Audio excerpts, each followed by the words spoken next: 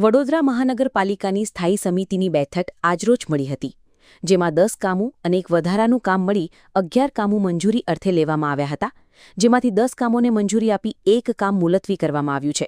દર અઠવાડિયે મળતી શહેરના વિકાસલક્ષી કામો અંગેની આ બેઠકમાં અલગ અલગ વિભાગોના મહત્વના 11 કામો લેવામાં આવ્યા હતા, જેમાં સયાજીબાગ ઝૂ વિભાગના કામને મુલતવી કરી બીજા કામોને ચર્ચાના અંતે મંજૂરી આપવામાં આવી છે.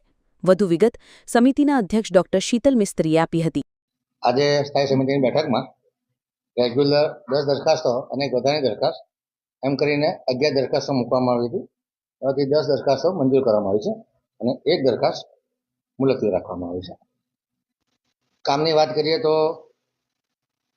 અલગ અલગ ડિપાર્ટમેન્ટ દ્વારા જે કોઈ કોર્પોરેશનના કામો કરવામાં આવે જેની ફાઇલો બને છે, આ તમામ રેકોર્ડોને સ્કેન કરી અને રાજ્ય સરકારના સર્વર ઉપર ડિજિટલાઇઝેશનના માધ્યમ દ્વારા સ્ટોર કરવામાં આવે, જેથી કરીને ફાઇલો ખોવાઈ જેવી કોઈ ડોક્યુમેન્ટ ગુમ થવા એવા બનાવો ન બને એ માટે આજે જે સ્કેનર ખરીદવાના છે એ કામને મંજૂર કરવામાં આવ્યું છે. 40,62,500ના ભાવપત્રક, જેમાં 125 નંગ સ્કેનર લેવામાં આવશે.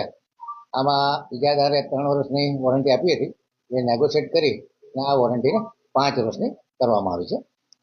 ડ્રેનેજ વરસાદી ગટર પ્રોજેક્ટ દ્વારા પૂર્વ ઝોનમાં વરસા સોસાયટીથી પ્રભુનગર અને પ્રભુનગર સોસાયટી નોંધાવાના 4 રસ્તા સુધી જે વરસાદી ગટર નાખવાનું કામ હતું એ કામને 8.20% ઓછા 4,14,56,283ના કામને મંજૂરી આપવામાં આવી છે.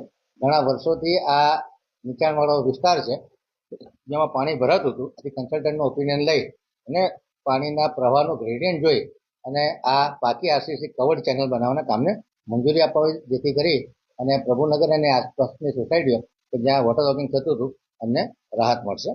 એવી જ રીતે પૂર્વ ઝોનમાં ડભોઈ દસાલાડ ભવનથી પ્લેનેટ વર્લ્ડ સુધી નવીન વરસાદી ચેનલ બનાવવાનું કામ હતું અને 12.52% ઓછા 5,49,00,000ના કામને મંજૂરી આપવામાં આવી છે. પૂર્વ ઝોનમાં 1 વર્ષ માટે નવીન રેલ નળિકા નાખવી તથા દુરસ્તી સહના કામને 10% ઓછા મુજબ 5 કરોડની મર્યાદામાં કામ કરવામાં આવ્યું હતું, જેમાં અમે પહેલા પણ 2 કરોડનો વધારો આપ્યો હતો. હાલ પણ 2 કરોડનો વધારો માંગવામાં આવ્યો હતો નાણાકીય મર્યાદામાં, જેને મંજૂર કરવામાં આવ્યો છે. સયાજીબાગ ઝૂના પ્રવેશ દ્વાર વિકસાવવાનું હતું, જેમાં ગેટ નંબર 2 પાસે નવો પ્રવેશ દ્વાર અને જે L&Tનો ટેન્કલ બ્રિજ છે એની પર આવેલા રોડ ઉપર પ્રવેશદ્વાર બનાવવાનું હતું. આ કામને હાલ વધુ અભ્યાસ અર્થે મુલતવી રાખવામાં આવ્યું છે. બ્રિજ પ્રોજેક્ટ શાખા દ્વારા નાગરવાડા બહુચરાજી ખાડી બ્રિજ હતો એને વાઇડનિંગ કરી, બીજો 5 મીટર વાઇડનિંગ કરી અને ટોટલ 18.50 મીટરની રોડ લાઇન આ રોડ વાપરવા મળે એ માટે આ કામને મંજૂર કરવામાં છે. 19% વધુ મુજબનું કામ છે અને 5,37,00,000ના ખર્ચે આ કામ કરવામાં આવશે. વોર્ડ નંબર 18માં દક્ષિણ ઝોનમાં માંજલપુર દરબાર ચોકડીથી સનસિટી સર્કલ તરફ જતા રસ્તે રાજ ડેન્ટલ ક્લિનિક નજીક અને વૈકુંઠધામ સોસાયટી નજીક મુખ્ય ડ્રેનેજ નળીકામાં ભંગાણ પડ્યું હતું, જે કામ પ્રસ્તાવ 3C હેઠળ કરવામાં આવ્યું છે. કામગીરીનો ટોટલ ખર્ચો 10,37,000 જેટલો થવા પામ્યો છે.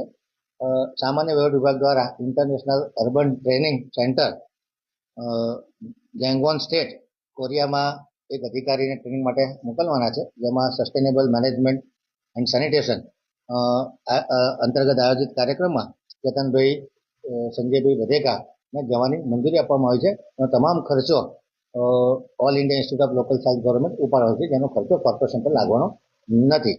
રોડ પ્રોજેક્ટ શાખા દ્વારા ઉત્તર ઝોનમાં જે ઈડી માટી, હાડમુરમ, રોડાચારું અને કોરિડોર્સનો જે ઇજારો હતો એને એક્સટેન્શન આપવાનું કામ હતું.